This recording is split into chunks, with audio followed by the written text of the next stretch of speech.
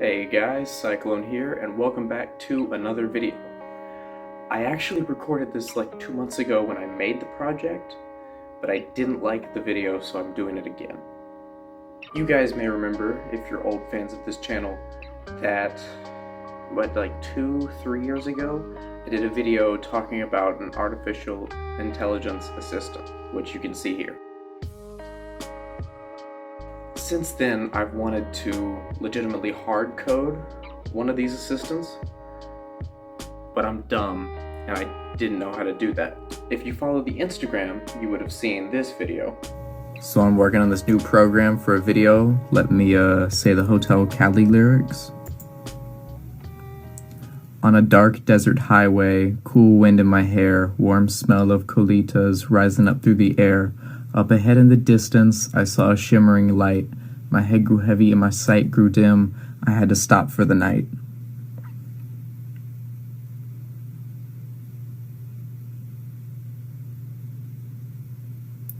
That's the lyrics. That's all the lyrics right there.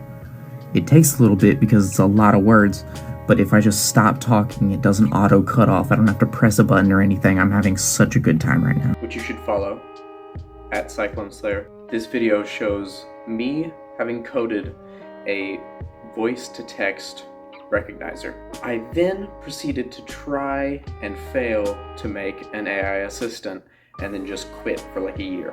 And then I came back.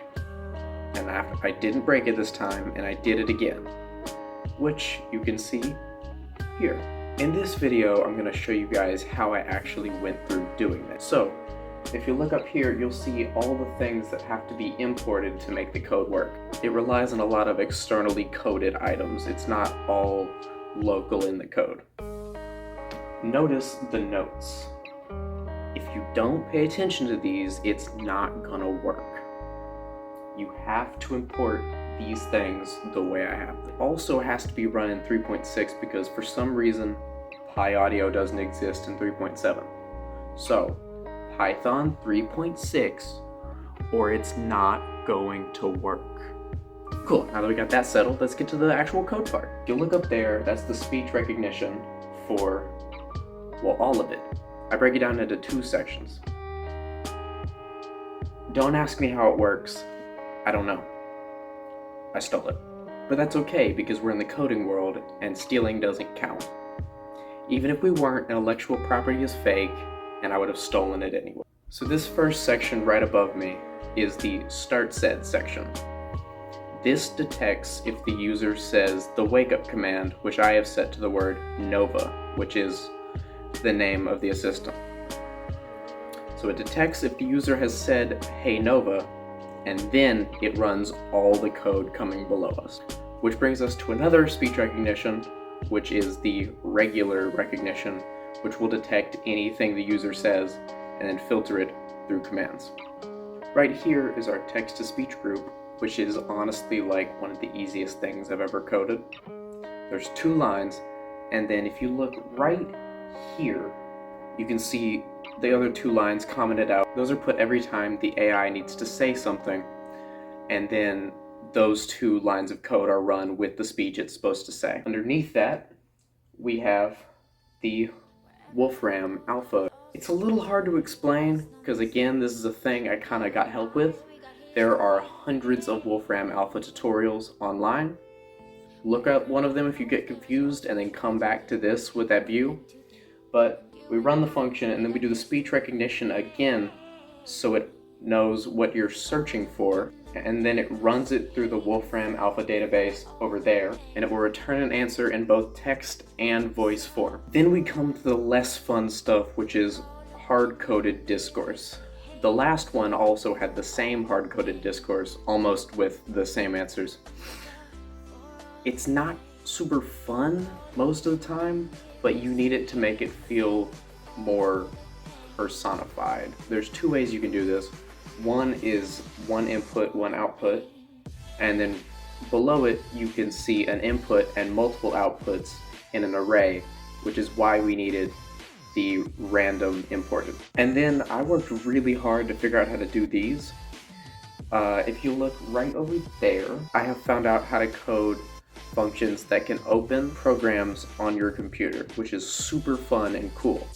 Like I can say open YouTube and it will just open a new browser with YouTube open on it, which is really fun. All it really requires is the code we've used previously and this new thing called webbrowser.open, and then you just put the link in there or the file path.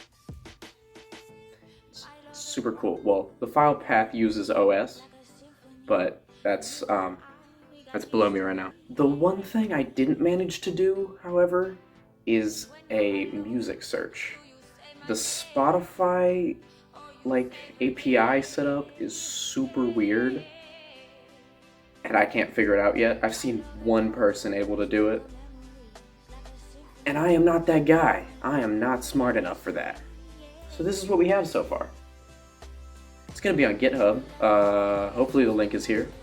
If it's not, it's in the description. If it's not, email me. Or, DM me. I'm always willing to respond. I don't think there's anything else. So let's see it in action.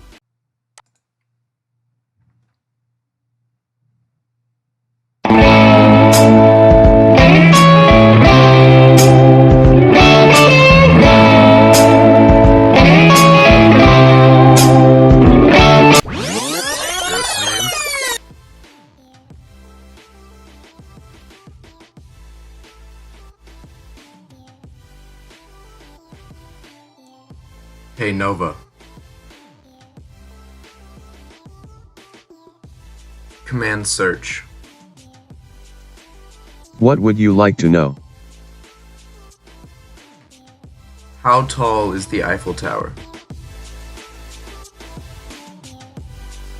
1,083 feet, city rank, first national rank, first world rank, 56th. Nova. Open YouTube. Opening YouTube.